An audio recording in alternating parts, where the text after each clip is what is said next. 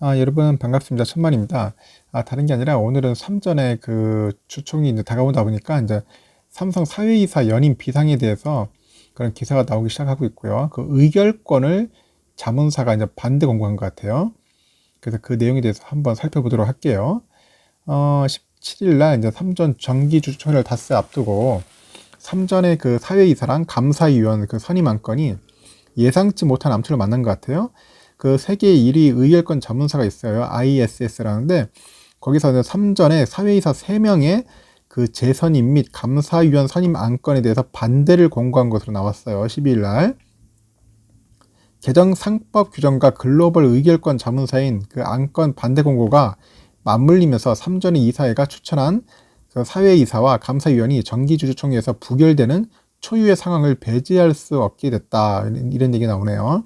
그 3장 입장에서는 ISS가 재선임 반대 공고 이후로 해당 사회이사들이 이재용 삼성전자 부회장이 국정농단 수사재판기관에 선임돼 활동하면서 경영진에 대한 견제와 감시 역할을 제대로 수행하지 못했다고 지적했다는 점에서 부담이 좀 크게 다가오고 있는 것 같습니다. 그래서 재계한 인사는 가부결 여부를 제쳐두더라도 ISS가 꼽은 그 반대 공고 사유로부터 삼성으로선 뼈아픈 대목이라면서 이사회 중심의 경영을 선언하고 준법감시위원회까지 신설하면서 준법 의지를 밝힌 상황에 세계적인 자문사의 이런 의견에 삼성 내부에서도 매우 당황스러워한다는 것으로 안다고 이렇게 언급을 했네요.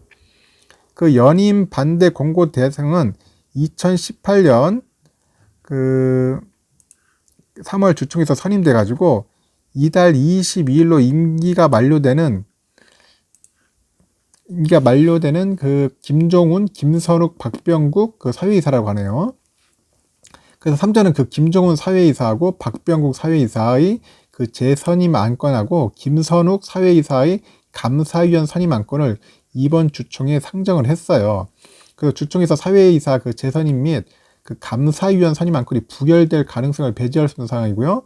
특히 그 김선욱 사회이사의 그 감사위원 선임 안건의 경우 올해 주총부터 적용되는 상법 그 개정 상법과 맞물려 가지고 3전에서는 촉각을 곤두세우고 있는 것으로 알려져 있습니다. 그 개정 전의 상법에서는 사회이사 중에서 감사위원을 선임할 수 있고 사회이사를 선임할 때는 대주주의 의결권이 제한되지 않아서 감사위원 안건을 처리하기가 상대적으로 수월했는데 이번 개정 상법은 감사위원 1명 이상을 이사 선임 때부터 별도로 분리해 가지고 선임하고요. 이사로 선임할 때부터 대주주와 그 특수관계인의 의결권을 각각 최대 3%까지만 허용한다고 합니다.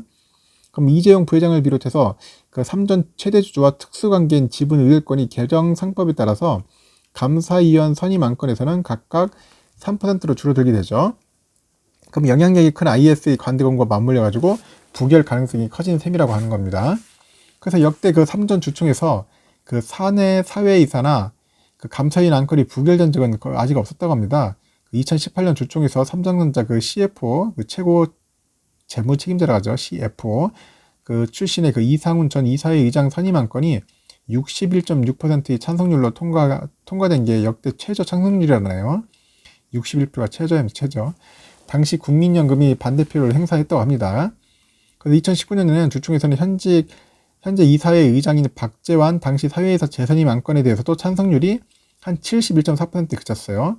그 캐나다의 국민연금격인 캐나다 연금투자위원회와 브리티시 컬럼비아 주 투자공사가 있고요. 캘리포니아 교직원연금, 플로리다 연금 등의 그 네 곳의 그 해외 연기금이 반대 의사를 한번 표했던 것 같아요. 그 3전에서는 그 반대표에 대비해서 그 안건의 취지를 설명하는 그 물밑 작업에 착수한 전해졌고요. 내부적으로 안건 통과를 확신하지 못하는 것으로 지금 현재 알려진 것 같아요. 그 3전 주주액 50% 이상을 차지하는 그 외국인 주주하고 국민연금 등 국내 기관 투자자의 표심이 관건인데 ISS는 그 외국인 주주와 국내외 그 기관 투자자의 의결권 행사에 막대한 영향을 미치는 그 자문사라고 하는 것 같아요. 그래서 국민연금도 이들의 자문 서비스를 받고 있다고 합니다. 특히 공적 연기금은 투자 수익률 외에 기업의 사회적 책임이나 준법 의지 등 공공성을 중시하기 때문에 의결권 자문사의 권고에 굉장히 민감하고요. 의결권 자문사의 의견이 구속력이 있는 건 아닌데 민감한 안건일수록 연기금의 의결권 자문사의 권고를 무시하기 어려운 이유라고 합니다. 그 ISS는 2015년 삼성물산하고 제일모직 합병 주총 당시에도 합병 안건에 대해서 반대 의견을 권고했고요. 국민연금은 당시 ISS의 그 반대 권고에도 불구하고 안건에 찬성표를 던졌다가 2016년에 국정농단 사건 수사에서 이 문제로 홍역을 한번 알았습니다. 그래서 이 사건은 그 국민연금이 주요 기업의 의결권 행사 관련해 가지고 자문기구 성격이었던 기존 그 의결권 행사 전문위원회를 그 수탁자 책임 전문위원회로 확대를 했고요. 그 개편한 그 직접적인 배경이 된 겁니다. 그 수탁자 책임 전문 그 위가 기금운용본부에서 요청한 사안을 심사하는 수준을 넘어가지고 자체적으로 판단해 특정 기업에 대한 의결권 심사를 요구하고요. 의결권 그 행사 방향을 결정할 수 있는 권한을 갖게 된 것도 이 사건 이후라고 보네요. 그래서 국민연금 관계자는 심사가 필요하다고 판단되면은 언제든 전문위를 열어서 의결권 행사 방향을 결정할 것이라고 이렇게 설명하고 있습니다. 하여튼 지금 상황이 좀 이렇게 좀 썩 유쾌하게 돌아가지는 않는 것 같네요. 삼성 입장에서도 상당히 난감한 것 같고, 앞으로 삼성이 이 상황을 그 ISS에 대한 그 의견을 어떻게 잘 헤쳐나갈지 앞으로 좀 주목되고 있습니다. 그리고 또 국민연금이 어떤 행동으로 또 다가설지도 상당히 궁금해지고요.